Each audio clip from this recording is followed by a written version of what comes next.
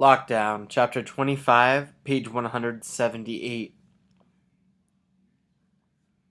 Mr. Cintron called me into the office and pointed toward a chair. He took a sip of his coffee, made a little face, and then leaned back in his chair. "You hear there was a fight in the corridor yesterday afternoon?" he asked. "Nobody told me," I said.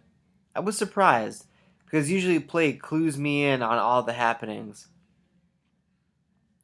"Diego punched Leon Munoz in the back of the head," Mr. Cintron said. "And Leon is supposed to be his boy, too," I said. "Diego is just foul." "So how does this make you feel?" "How does it make me feel? I feel like it's just wrong, that's all," I said. "You want some coffee?" "I should take some," I said, "but I don't like it." "You want to talk about what happened at the precinct yesterday?" he asked. "Nothing happened," I said. "They said they were considering laying some new charges on me, and I didn't know what they were talking about. You know, I got busted 2 years ago for taking some prescription pads and stealing some prescription pads." "Yeah, stealing some prescription pads," I said. "Now they're saying somebody took some drugs from the doctor's office, too. I didn't do that, and I never heard of anybody laying on charges for something that happened 2 years ago, and it wasn't homicide." "The detectives called me after you left and said that they were considering copping a plea," Mr. Cintron said. "They said you were facing 20 years, and you were looking to cop to a lesser for 3 years." "They might have said that, but I still don't know what they're talking about. They said that little Freddie told them that I took the drugs from the doctor's office and messed with them, and then I sold them and somebody died." "That's homicide." "Somebody died is automatically homicide until it gets to the DA's office and he makes the final decision about what the charge is going to be." "But I didn't take any drugs out of the doctor's office. I took the pads. The prescription pads were all I took. He had some money on the desk, and I didn't even take that." "Why not?" "Because I was scared. I wanted to get out of there. I know some guys get off breaking into people's houses and offices and things, but I don't," I said. "Soon as I was inside his office, I was looking to snatch some pads and run." "You knew where the pads were?" "Yeah, Freddie told me." "What's Freddie been doing this last year or so?" Mr. Cintron was putting more sugar in his coffee. "If I gave you the phone, could you find out what he was doing?" "I don't know. I could ask my brother or maybe my friend, but I don't want to get them involved in nothing." "If you're not involved in anything, and if you didn't take the drugs, like the city detectives are saying, how can you get somebody else involved?" Mr. Cintron asked. "Yo, I don't mean any disrespect, sir, but how am I involved?" I asked. "Y'all took me down there, then they questioned me and told me about the drugs, and I didn't know anything about them." Mr. Cintron pushed the phone toward me. "Call your brother," he said. "I don't know if I should." "It's unofficial, just between you and me," Mr. Cintron said. I picked up the phone and dialed home. I was hoping that Mom or Icy answered.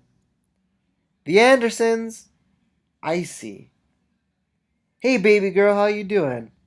"Reese, how are you doing?" she asked. "You coming home?" "No, not yet," I said. "Say, Icy, is Willis home?" "You don't want to talk to me?" "I do, but this is some business," I said. "I'll call you on Sunday if I can borrow some money." Mr. Cintron nodded to me. "Willis isn't home," she said. "Just me. What time are you going to call on Sunday?" "If I call at 8 in the morning, will that be too early?" "No, I'll be up," Icy said. "And you'd better call. What did you want Willis for?" I wanted to know if he's heard anything about Freddie," I said. "Freddie Booker? That light-skinned boy that was in your case?" "Yeah, just tell Willis. He's arrested." "Willis? No, that Freddy. I don't know why he got arrested. Probably drugs, because that's what he does. He's pretty much messed up, Icy said. You want me to ask around? No, I heard myself holler into the phone. Look, Icy, don't say nothing to anybody. I'll call you Sunday, okay? 8 o'clock? It took me a minute to come down off the phone call and tell Mr. Cintron I didn't really know what Freddy was doing. I know he got arrested, but I don't know what he was doing. Why are you so upset? Mr. Cintron asked. That was my baby sister on the phone, I said. I don't like her knowing who got arrested and who's using drugs and everything, you know? She should just be going to school. If Freddy got arrested, he's probably looking to bring as many people into the case as he can, Mr. Cintron said. Why would you want me to bring me into it? I asked. I didn't do anything to him. Even when our case went down, he was the one who turned me in. I didn't snitch him out. He sounds like a career thug, Mr. Cintron said. And there are two good reasons to bring you into the case. If you did anything, or if he can pin something on you, he can cooperate with the prosecution and hope to get a lighter sentence. If you didn't do anything and went on trial with him and you looked innocent, then maybe the jury would let him slide because the overall case was weak. Remember what I told you about those crabs? You think that shit is correct? I asked. No, but I think it's the life you're in when you walk through some of the doors you've been walking through, he said. He stood up. You going to loan me the money to call Icy on Sunday? He looked at his calendar. I'll be in Sunday morning for about an hour, he said. You get your breakfast Sunday morning, and I'll have Pew or whoever's on let you eat in here and make the phone calls.